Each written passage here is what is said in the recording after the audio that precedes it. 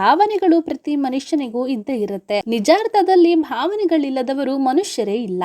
ನಗು, ಅಳು, ಖುಷಿ ಇವೆಲ್ಲವೂ ಜೀವನದ ಒಂದು ಭಾಗವಾಗಿದೆ. ಮನಸ್ಸಿನ ಭಾವನೆಗಳನ್ನು ವ್ಯಕ್ತಪಡಿಸಿದಾಗಲೇ ಅದಕ್ಕೊಂದು ಅರ್ಥ ಸಿಗುತ್ತೆ. ಹಸಿವಾದಾಗ ಹೇಗೆ ಊಟ ಮಾಡ್ತೇವೋ ಹಾಗೆ ನಗಬೇಕು ಅನಿಸಿದಾಗ ನಕ್ಕು ಬಿಡಬೇಕು, ಅಳಬೇಕು ಅನಿಸಿದಾಗ ಅತ್ತು ಬಿಡಬೇಕು. ಅಳು ಹೆಣ್ಣು ಮಕ್ಕಳಿಗೆ ಮಾತ್ರ ಎಂದು ಸಾಮಾನ್ಯವಾಗಿ ಹೇಳೋದುಂಟು. ಬೇಜಾರಾದಾಗಲೆಲ್ಲ ಹೆಣ್ಣು ಮಕ್ಕಳು ಜೋರಾಗಿ ಅತ್ತು ಮನಸ್ಸನ್ನು ಹಗುರ ಮಾಡ್ಕೋತಾರೆ. ಆದರೆ ಪುರುಷರು ಹೀಗಲ್ಲ. ಹೆಚ್ಚಿನ ಪುರುಷರು ಅಳು ಬಂದರೂ ಅದನ್ನು ತೋರಿಸಿಕೊಳ್ಳೋದಿಲ್ಲ. ಒಳಗೊಳಗೆ ನುಂಗಿಕೊಂಡು ವ್ಯಥೆ ಪಡ್ತಾರೆ.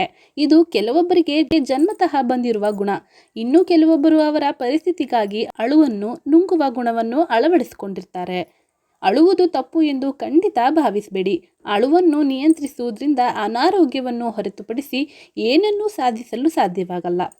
ಹೌದು, ನೀವು ಅಳು ಬಂದಾಗ ಅದನ್ನು ಕಂಟ್ರೋಲ್ ಮಾಡಿ ಸಹಿಸಿಕೊಂಡಿರಿ ಎಂದಾದರೆ ನಿಮಗೆ ಆರೋಗ್ಯ ಸಮಸ್ಯೆಗಳು ಖಂಡಿತ ಎದುರಾಗಬಹುದು ಎಂದು ತಜ್ಞರು ಹೇಳ್ತಾರೆ.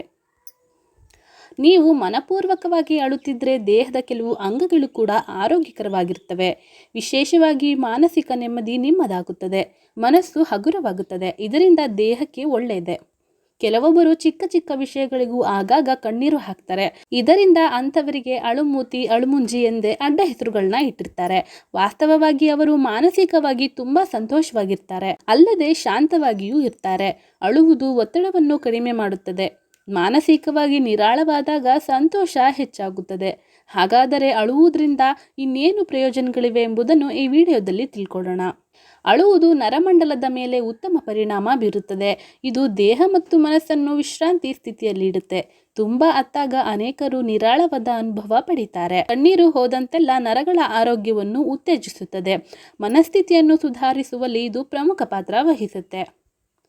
ಕಣ್ಣು ರೆಪ್ಪೆಗಳು ಮಿಟುಕಿಸುವುದು ಎಷ್ಟು ಮುಖ್ಯವೋ ಕಣ್ಣೀರು ಹೊರಹೋಗುವುದು ಕೂಡ ಅಷ್ಟೇ ಮುಖ್ಯ. ಅಳುವಾಗ ಕಣ್ಣೀರು ಹೊರಹೋಗುತ್ತದೆ.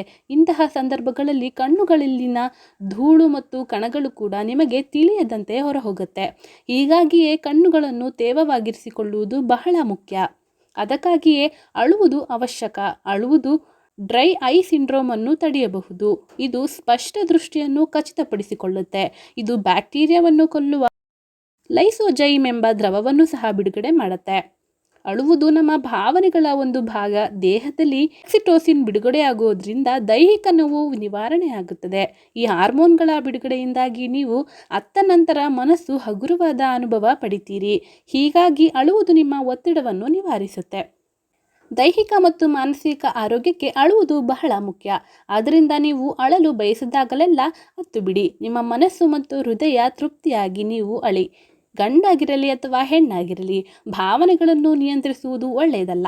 4 ಜನರ ಮುಂದೆ ಕಣ್ಣೀರು ಸುರಿಸುವುದು ನಿಮಗೆ ಇಷ್ಟವಿಲ್ಲದಿದ್ದರೂ ನೀವು ಒಬ್ಬರೇ ಇರುವಾಗ ಅತ್ತು ಬಿಡಿ. ನಿಮ್ಮ ನೋವನ್ನು ನಿಮ್ಮಲ್ಲೇ ಹೇಳಿಕೊಂಡು ಅಳಿ. ಹೀಗಾಗಿ ಅಳುವನ್ನು ನಿಯಂತ್ರಿಸುವುದರಿಂದ ಆರೋಗ್ಯಕ್ಕೆ ನಷ್ಟವಲ್ಲದೆ ಲಾಭವಂತೂ ಇಲ್ಲ. ವಿಡಿಯೋನ ಯಾರೆಲ್ಲ ಇನ್ನೂ ಸಬ್ಸ್ಕ್ರೈಬ್ ಮಾಡ್ಕೊಂಡಿರೋ ಸಬ್ಸ್ಕ್ರೈಬ್ ಮಾಡ್ಕೊಳ್ಳಿ, ಲೈಕ್ ಮಾಡಿ, ಶೇರ್ ಮಾಡಿ, ಕಮೆಂಟ್ ಮಾಡಿ, ಹಾಗೆ ಪಕ್ಕದಲ್ಲಿರುವ ಬೆಲ್ ಬಟನನ್ನು ಪ್ರೆಸ್ ಮಾಡಿ. ಧನ್ಯವಾದಗಳು.